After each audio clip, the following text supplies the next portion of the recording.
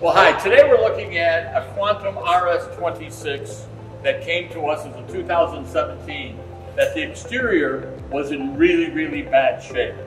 The owner of this unit did something to this unit, to the outside, to make it look like he possibly took an SOS pad to the entire fiberglass of the side.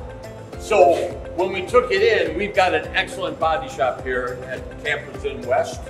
And what we've done was we've decided to renovate this unit to see what it will look like with a little time and a little effort by our body shop people.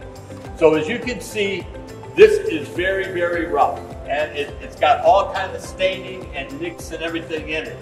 So taking it to our body shop and letting our body shop people look at it, they decided to make it a project to see what we could do.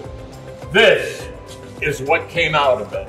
A perfectly brand new sided unit that looks like nothing was ever done to it to damage it. This is what can be done in a body shop at an RV dealership.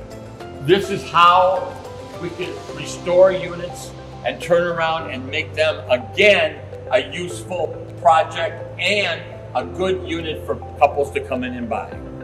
So if in fact you have something that you need to be worked on as far as body work, would you please consider Campers Inn West? We will be glad to take it in and we will be glad to do your body work for you.